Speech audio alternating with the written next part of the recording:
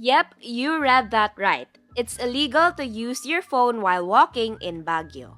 Actually, it's any form of distraction while walking and crossing the streets of Baguio. Through Ordinance 49 2019 or Anti-Distracted Walking Law, the use of distractive devices and items such as but not limited to mobile devices are prohibited while walking and crossing the streets, including sidewalks within the city proper. This ordinance was implemented to address the rising number of fatal incidents and accidents involving pedestrians on their phones, tablets, and etc. Aside from mobile devices and tablets, this ordinance also covers other reading materials like books, magazines, papers, etc.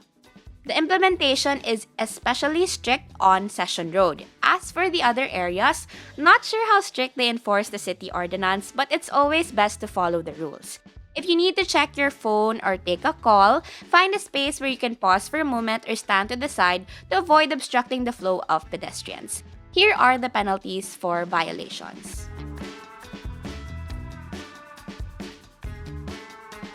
That's item number 1, but we have a whole list of mistakes to avoid in Baguio to keep your trip to the summer capital of the Philippines nice and sweet like ripe strawberries.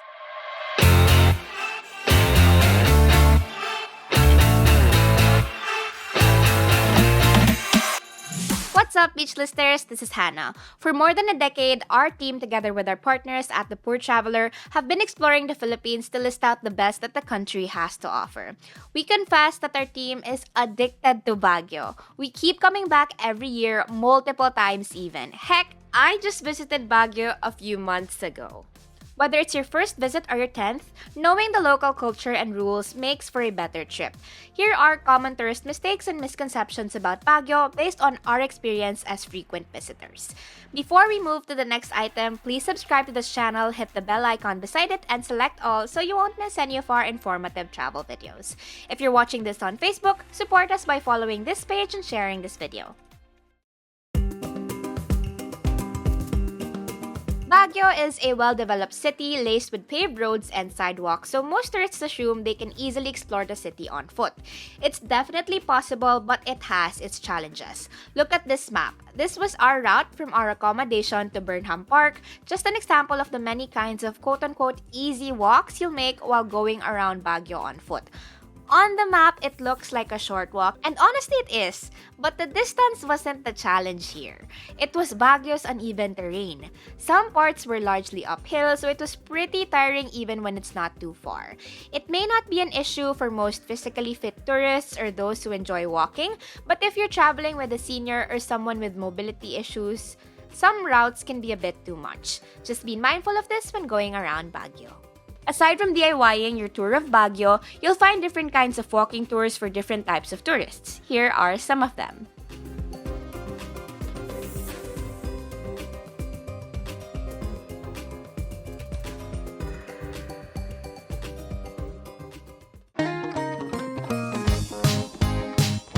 Baguio is the common jump-off point to or stopover for Banawe and Sagada. This might be one of the reasons why people think the two destinations are close to Baguio. It's also important to note that all three tourist destinations are not under one province. Sagada is in Mountain Province, Banawe is in Ifugao, and Baguio is in Benguet. It's easy to lump them up as one place, but the Cordillera region is vast and rugged, and getting to Sagada or Banawe from Baguio can still take 5 to 6 hours. We're not saying not to do it though. I've personally been to Mountain Province and Ifugao, and I have to say that it is still one of my most memorable trips. Other members of the team like Asta have also visited Sagada before, so if you can make time, feel free to add to your itinerary. And speaking of itinerary making, we're pretty sure you're also considering your accommodations for your next Baguio visit. We've actually rounded up 10 of the best hotels in Baguio City to make it easier for you. You can check that article out on our website, and you can use our promo code PeachBeachCloak for discounts when booking. It can definitely get cold at night, so much so that you won't even need to turn the air conditioning on if you tend to run cold, but it doesn't mean that the days will be just as cold all the time in Baguio. The average temperature of Baguio per year is between 15 degrees Celsius and 23 degrees Celsius, still cooler than Manila and other lowland areas, but the coolest period is from November to February. As for the rainy season, which is usually from June to October, it's more foggy and misty but not as cold as November to February. The summer months of March, April, and May are the warmest with an average temperature of 26 degrees Celsius. But in recent years, it also reaches 30 degrees Celsius to 32 degrees Celsius, especially during the El Niño season. This means that your days in Baguio can also get quite sunny and hot, especially in the afternoons. If you're not sure what type of jacket to pack, check the weather before your trip.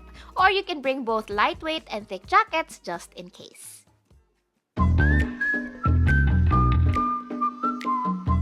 While it may be more convenient for you or your group to bring your own car, this will only add to the rising volume of vehicles in Baguio, making the roads more congested, not to mention how hard it is to find parking.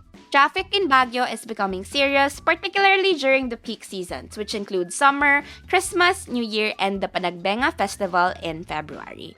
If you have no problem commuting, just leave your car and take public transportation. From Manila, many bus companies offer express routes which are faster and have fewer stops. I remember Baguio trips from Manila taking 8 hours when I was a kid, but from my recent Baguio trip, it only took us 4 hours. You can check out our bus guide on our website for the bus schedules and fares. Going around the City of Pines, you can either ride a jeepney or take a taxi. But if you're not familiar with the jeepney stops, you can just go for a taxi. There are plenty of taxis in Baguio with honest drivers to boot, or you can take a Grab. Another plus point is that the taxi fares are relatively cheap here. Do take note that they've raised their flag down rates from 35 pesos to 50 pesos. Most taxis should have meters updated by now, but if they aren't yet, some drivers will add 15 pesos to the amount shown on their meter. Just be mindful of the math.